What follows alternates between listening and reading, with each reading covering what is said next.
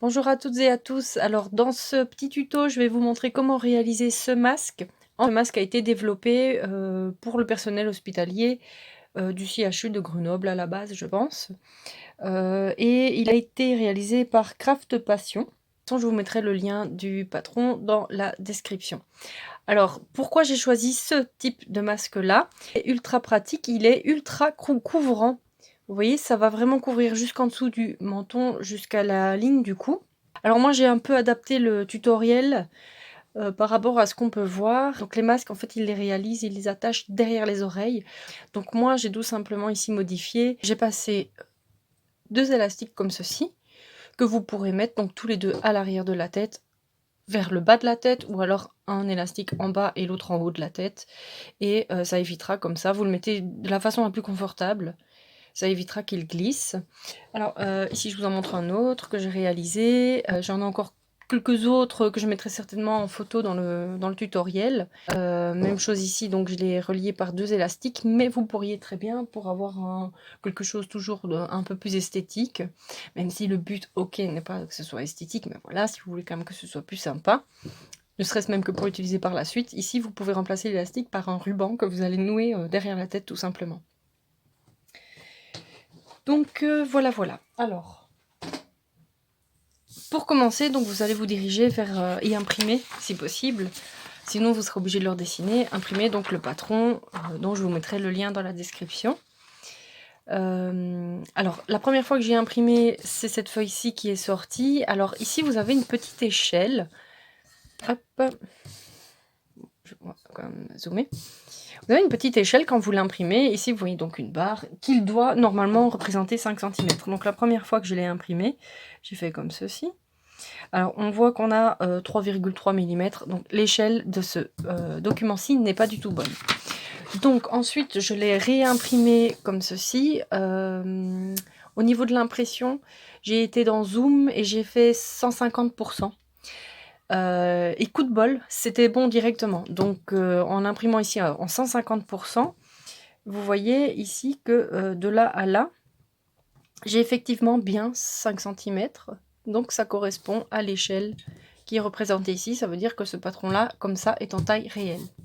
Ce qui est vraiment génial, c'est que la dame ou l'homme qui a créé ce patron l'a fourni en plusieurs tailles. Donc vous avez la taille homme, femme, ado, 7-12 ans, 3-6 ans. Et moi, je l'ai réadapté en suivant les courbes. Vous voyez, il y a à chaque fois comme une échelle, une courbe à chaque fois qui se répète. Et je l'ai réadapté pour faire aussi 1, 2, 3 ans. Le tout petit masque que vous avez vu ici sur la peluche. Voilà. Ça, c'est moi qui ai recréé le patron en 2-3 ans ici.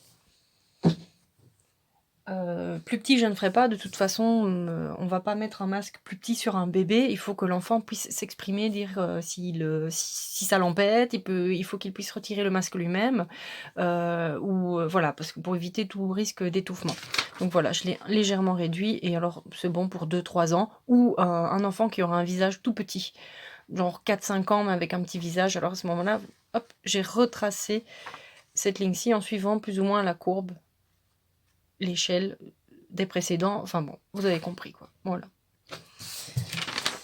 Alors, vous allez avoir besoin de molleton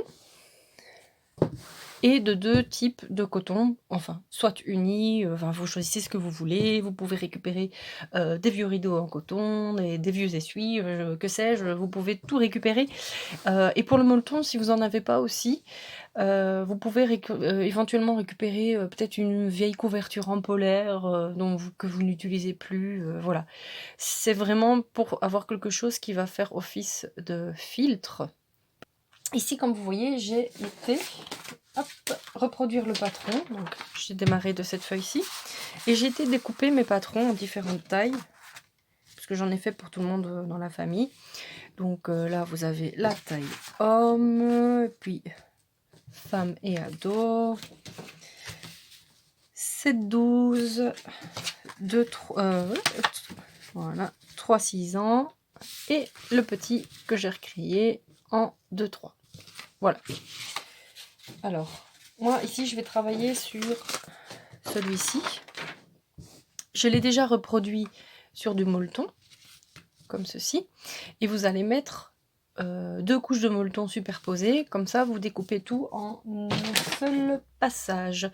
Ceci, alors n'oubliez pas de le couper aussi, les marges de couture ne sont pas incluses, c'est vous qui allez les rajouter. Donc on va découper ceci en rajoutant 1 centimètre de marge de couture partout.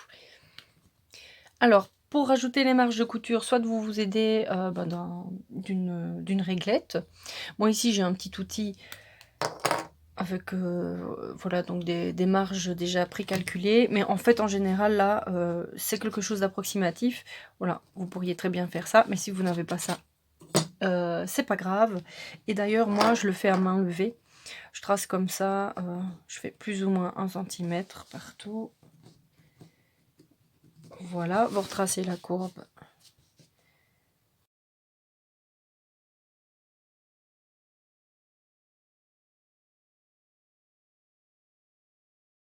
On va venir découper cela avec donc les deux épaisseurs en même temps, bien superposer les deux.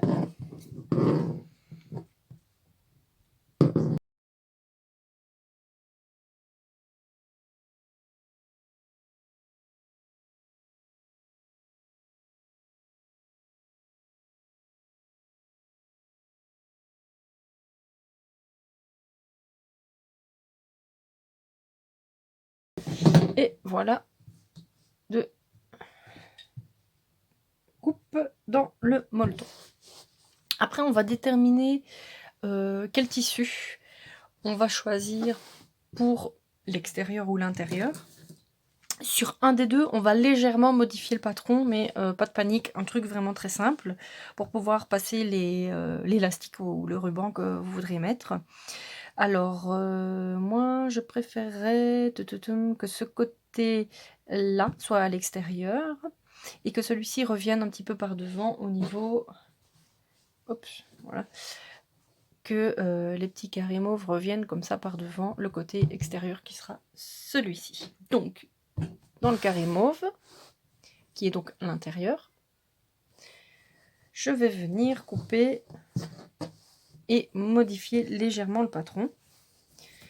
Voilà, voilà. Donc, je prends mon tissu.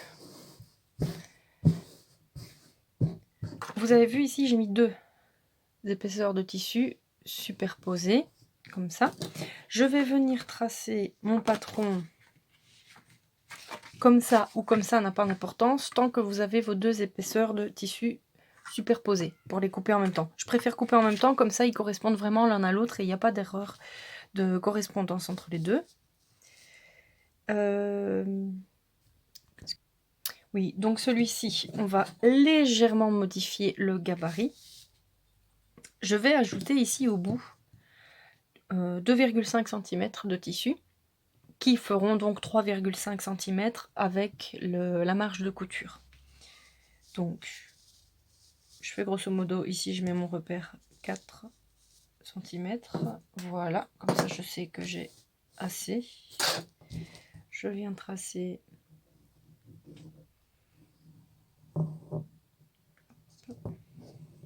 autour du gabarit.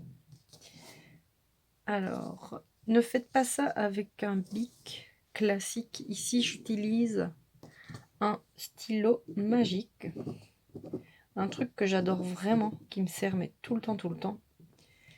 Ça a un peu rien à voir, mais je vous le montre quand même, si ça peut aider.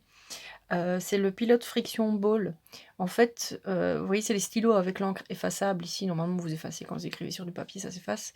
Quand vous passez ça à la chaleur du sèche-cheveux ou au fer à repasser, l'encre disparaît en fait. Donc ça ne laisse aucune trace sur votre tissu. Donc voilà, voilà. Alors, ici, on va venir calculer 2,5 cm. Donc je fais un petit repère ici et 2,5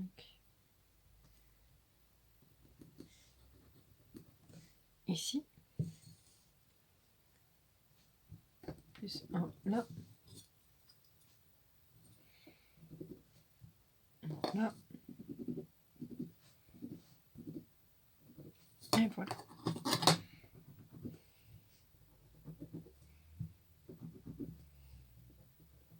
Voilà. Maintenant, on trace. Je ne sais pas si vous voyez bien en fait à la caméra. C'est peut-être un peu plus net comme ça. Voilà. Et puis, je rajoute comme ça en pointillé ma marge de couture à 1 cm partout.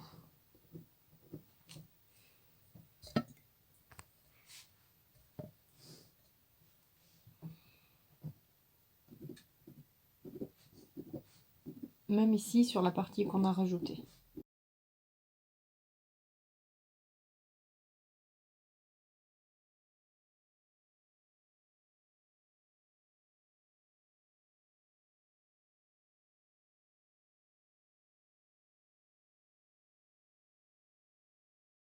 Voilà, et on vient découper.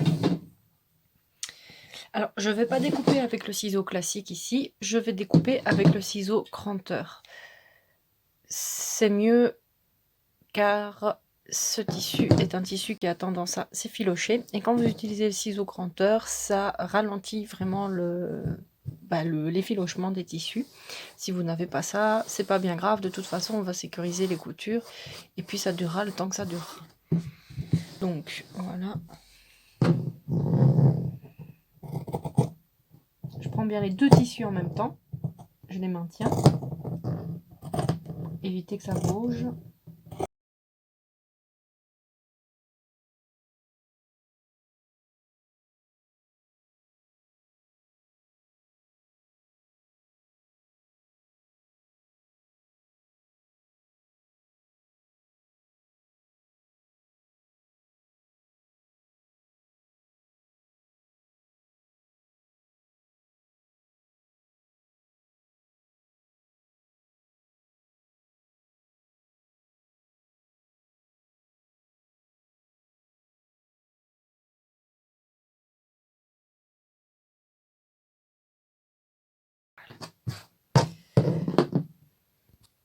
Je vais aller repasser ceci et je retracerai ensuite mon patron à l'intérieur parce que si vous partez sur une base, sur un tissu qui est comme ça, tout gondolé, tout plié, vous risquez de faire des erreurs, ce sera beaucoup moins facile à coudre. Voilà, vous voyez ici l'endroit où j'ai repassé, l'encre a disparu. Je vais venir retracer à l'aide de mon gabarit. Hop, la petite ligne qui manque. C'est important qu'elle soit bien nette.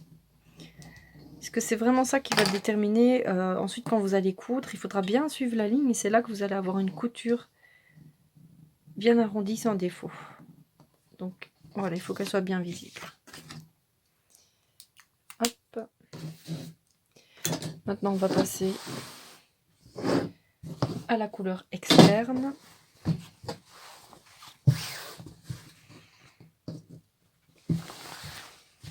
Alors, ici la laise elle est carrément imprimée avec la marque du tissu. Je vais décaler un peu. Voilà, et alors ici il n'y a pas de pliure, s'il y a une pliure un petit peu ici, je vais venir repasser pour partir sur de bonnes bases. Voici.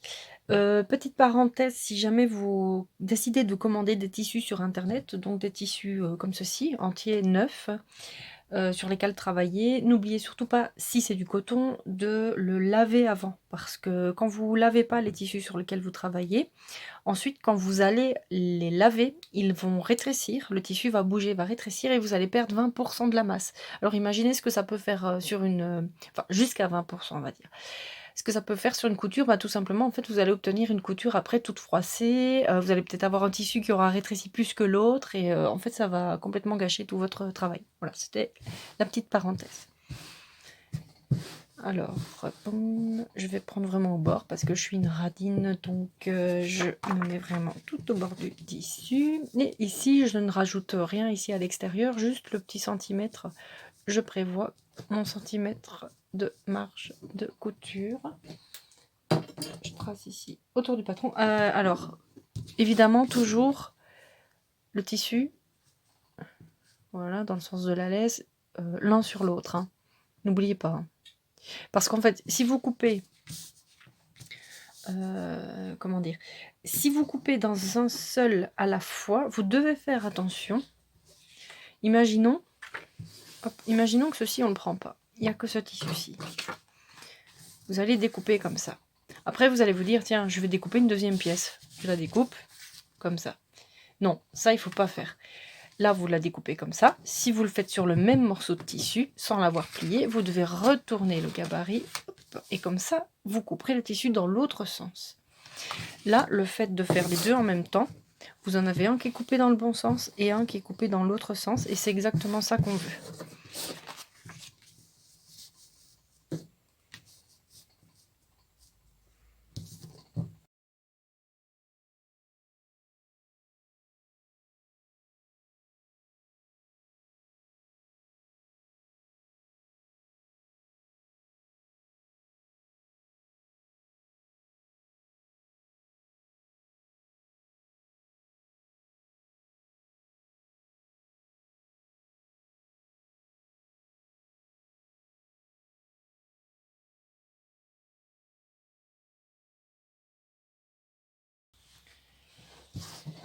Donc, on se retrouve maintenant, oups, voilà, avec deux parties plus grandes. Vous voyez, donc celle-ci est plus petite, deux parties plus petites, comme ça, deux parties plus grandes, comme ça,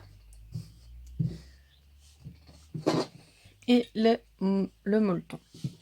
Alors, la partie plus grande, c'est celle donc qui sera à l'intérieur et je ne vais pas mettre le molleton dans celle-ci. Je vais mettre le molleton dans la partie qui sera à l'extérieur, donc ici. Alors, le but, c'est que la couture soit non apparente, donc vous allez coudre endroit contre endroit, mais avant, évidemment, vous allez venir poser le molleton comme ceci, sur l'envers du tissu. Donc vous le glissez en dessous. Là où vous le posez au-dessus. Là, vous le mettez sur l'envers.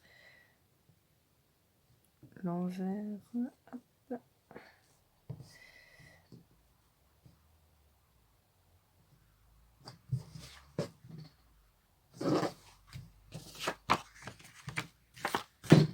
J'ai eu un doute. J'ai eu un moment de peur panique. Donc, hop. Non, mais c'est bon. J'avais bien coupé avec la marge de couture ici mon molleton. C'est juste que là, j'ai coupé un peu plus qu'1 centimètre. Donc, voilà. Et on vient disposer, donc vous avez ici le molleton sur l'envers du tissu. C'est le côté qui n'est pas imprimé. Hop. Même chose ici, envers. Et vous prenez l'endroit du tissu. Vous venez superposer ceci. Comme ceci. Je retourne parce qu'ici, j'ai ma première ligne de couture. Donc, on fait la même chose avec ceci. On superpose bien. Et on va venir coudre le long de la ligne ici, les deux tissus ensemble, et le long de la ligne ici uniquement.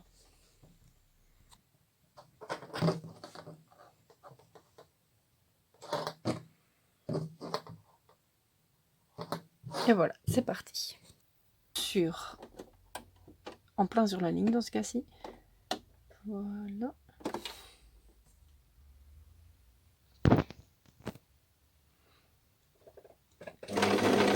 Voilà, je fais une marche arrière pour arrêter le point et on est reparti. Donc là, j'appuie doucement sur la pédale parce que le tissu est en train, on doit faire un, comment dire, on ne coupe pas une ligne droite, donc on doit tourner le tissu en même temps. Pour mieux gérer la pédale de votre machine à coudre, en fait, je vous conseille d'enlever vos chaussures. Vous cousez pieds nus et vous sentirez beaucoup mieux la pression que vous appliquez sur la pédale. Si à un moment donné le virage est trop serré, vous plantez avec le volant à la main, le volant qui est sur le côté de votre machine, vous plantez l'aiguille dans le tissu, vous relevez le pied, vous tournez le tissu dans le sens où vous devez aller et vous réabaissez le pied. Et c'est reparti.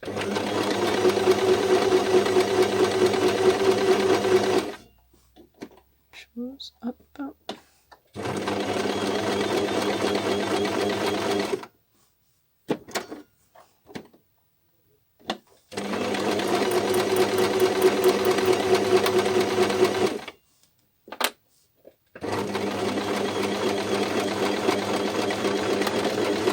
Marche arrière, marche avant et on lève le pied.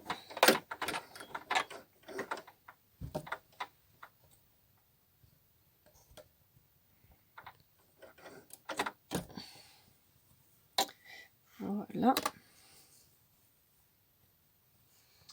Et on va faire la même chose avec l'autre partie. Il y a un petit peu plus d'épaisseur, mais au final c'est la même chose. On suit la ligne qui a tracé ici. Hop, hop. Un peu avant. Point avant, point arrière, et on est reparti.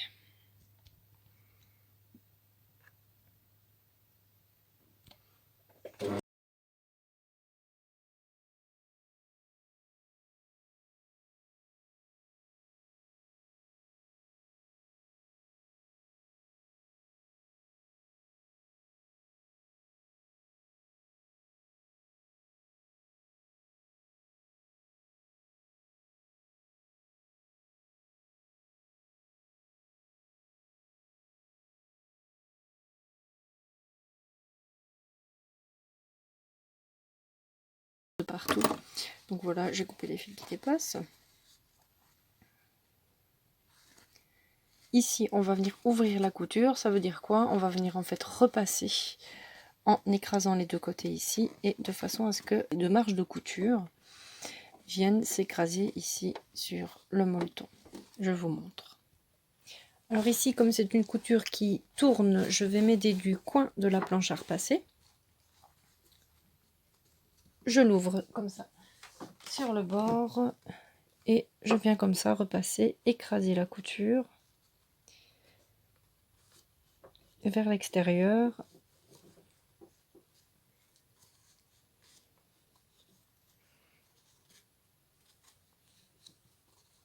On peut même faire ce mouvement là pour un peu plus l'aplatir.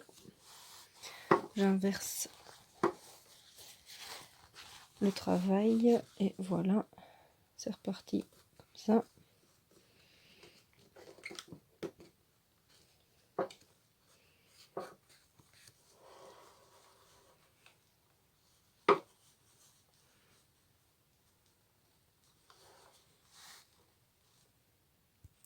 Voilà, donc la couture est écrasée autant que possible et de toute façon on va venir surpiquer ici tout le long.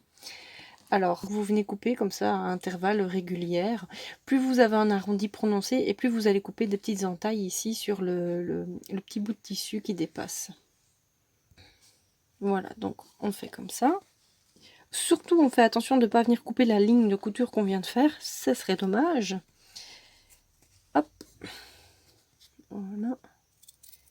Je fais une entaille ici. Je vais en faire une ici. Voilà, plus ou moins on va dire tous les 2 cm. C'est suffisant normalement. Plus vous allez faire d'entaille et moins vous aurez un risque que votre tissu froisse au moment de la couture.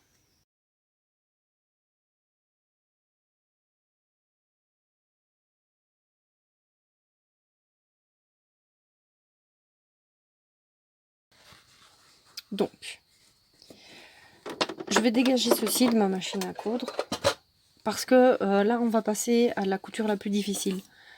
C'est aussi l'étape de finition qu'il vaut mieux ne pas rater. Je dégage au maximum l'espace, je vais me rapprocher au maximum de l'aiguille en fait. Et je ne vais pas coudre de ce côté-là, surtout pas, parce que si votre tissu fait un pli au moment où vous allez coudre comme ça, de ce côté-là, tranquillement, vous allez vous occuper d'écarter le tissu ici, sauf que là-bas, si jamais il fait une vaguelette, si jamais il se tord, vous ne l'aurez pas vu, et c'est le côté qu'on voit justement. Donc on va plutôt tourner l'ouvrage, voilà, et on va venir travailler comme ça, donc Je mets mon petit pied de biche ici au bord de la couture. Hop, au début. Voilà, le bord ici, au niveau de la couture centrale. Donc comme ça, je sais que ma surpiqûre va venir se faire plus ou moins à 5 mm. Je prends le tissu comme ça. Hop, je viens tenir ma petite couture là que j'ai échancrée, on va dire, comme ça à l'extérieur. Je tiens tout comme ça. Je tiens mon coton bien aussi à l'extérieur et aplati. Et j'avance tout doucement. Hop là. On y va tout doucement. Attention aux doigts.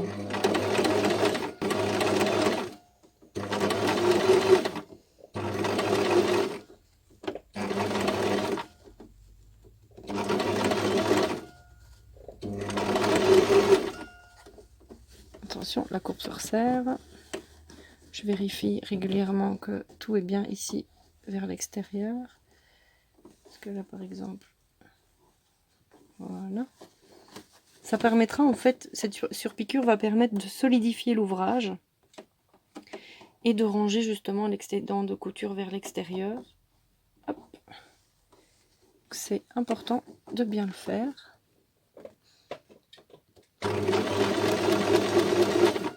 Ça empêchera aussi au tissu de s'effilocher.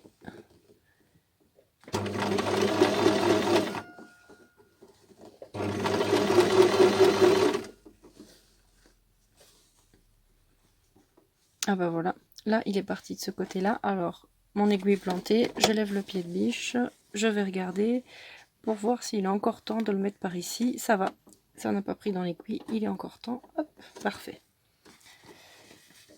Je remets le pied de biche.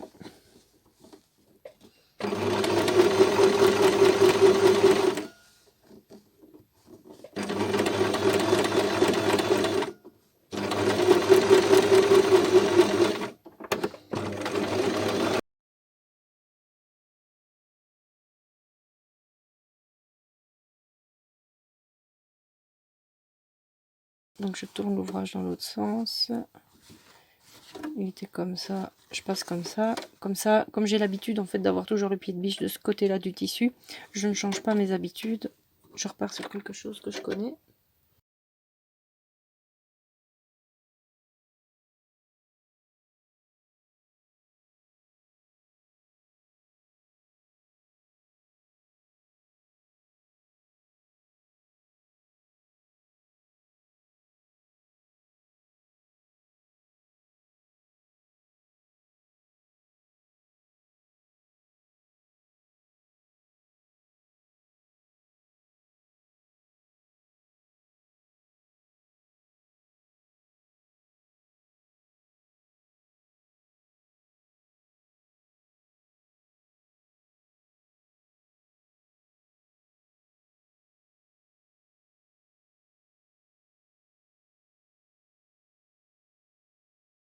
Hop, voilà, on va dissimuler la couture à l'intérieur.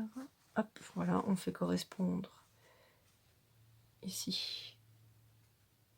On fait correspondre les deux coutures. Je vais bloquer ceci. Donc, vous voyez encore les reliques de l'ancien gabarit. Je viens le placer comme ceci. Je retrace les lignes de couture jusqu'à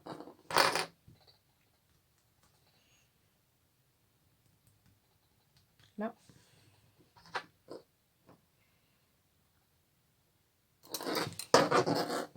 Même chose ici.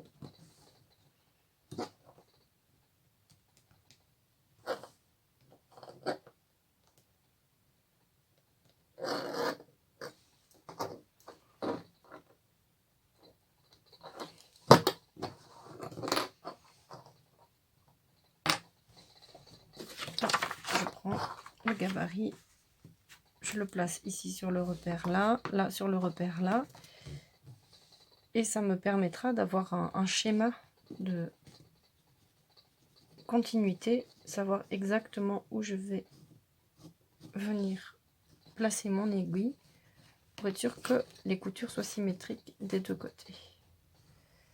Vous le faites sur cette face-là ou sur l'autre face, ça n'a pas d'importance.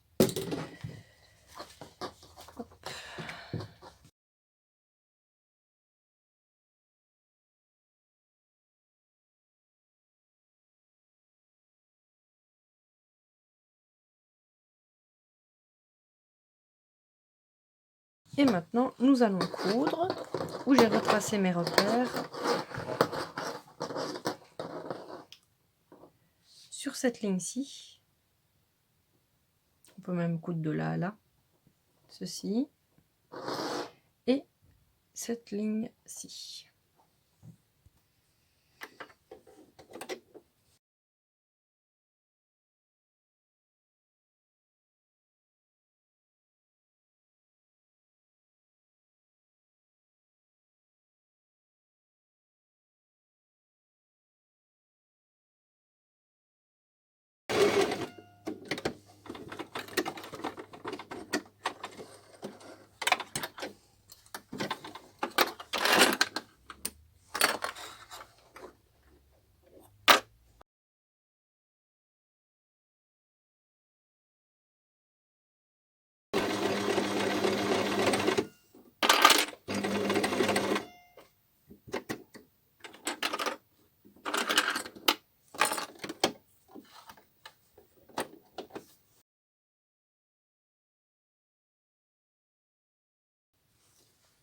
Et je viens couper ici au plus près de la couture avec le ciseau cranteur pour éviter les surplus d'épaisseur.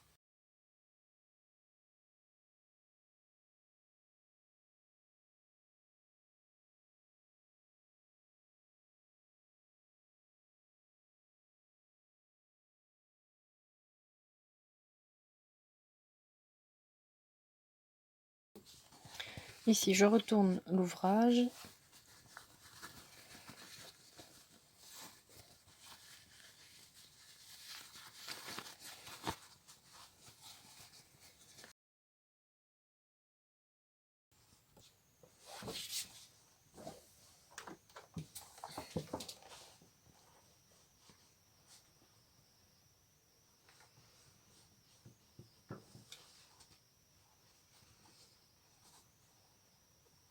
Maintenant, vous allez replier sur 5 mm le tissu. Vous voyez qu'ici, quand l'ourlet a été fait, vous avez déjà un petit morceau qui s'est plié. Les deux ici, hop, comme ça ferme l'extrémité. On referme sur 5 mm et on vient recouvrir le tissu sur 1 cm.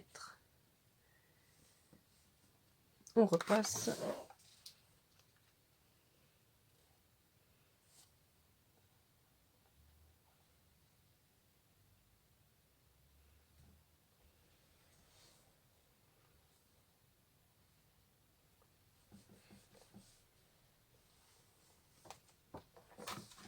Et on fait la même chose de l'autre côté.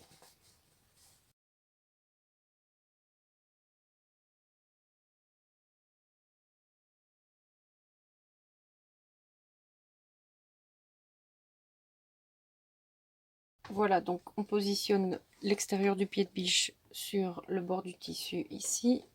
Et on y va. Voilà. Et c'est parti en ligne droite.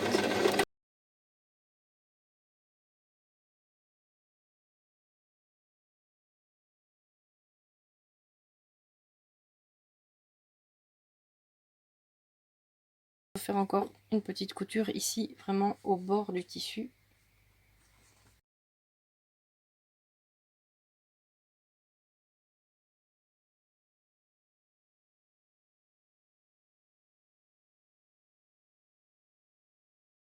Maintenant, on a presque fini.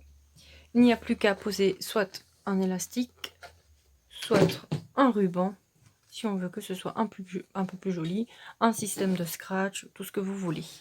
Ici, pour ce tuto, je vais faire avec le ruban. Donc ici, vous pouvez très bien vous servir d'une épingle à nourrice, mais moi j'ai un outil adapté pour pouvoir aller justement chercher ces petites choses. Hop.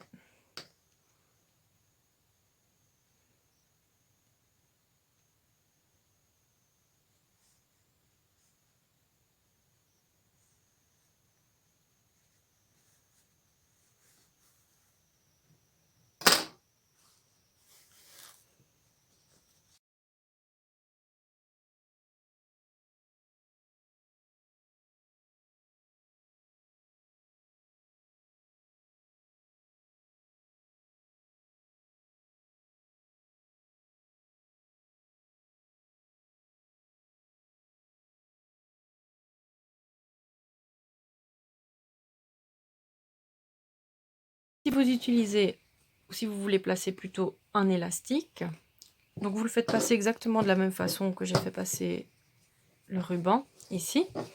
Et le bout de l'élastique, après avoir calculé la taille, vous venez tout simplement faire un nœud comme ceci.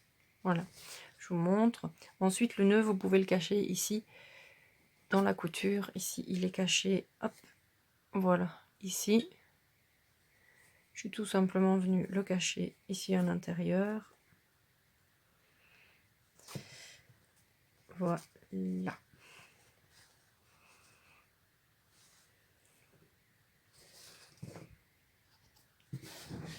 vais juste, pour terminer ce tuto en beauté, faire donc un petit ourlet. Donc vous repliez le bord du ruban sur 5 mm. Encore une fois 5 mm, un petit point droit et l'ourlet sera prêt. Et voilà. Alors pour l'avoir testé, franchement je trouve que c'est beaucoup plus confortable que l'élastique. Vous faites comme ça, hop. Voilà, c'est bien facile à régler aussi. Vous tirez comme ça de chaque côté du cordon, hop. Et vous le réglez du coup très serré ou moins serré si vous désirez. Voilà. Et puis on passe comme ça au-dessus des oreilles. Et on vient faire un nœud. Et même chose, vous réglez la tension comme vous voulez. Vous n'êtes pas oppressé par l'élastique, nœud, double nœud, tout ce qu'on veut. Hop, hop, il est un petit peu trop grand pour lui. Et voilà. Donc j'espère que ce tutoriel vous aura plu. Maintenant paré pour pouvoir aller affronter le monde extérieur et je vous souhaite un très bon déconfinement. Bye bye.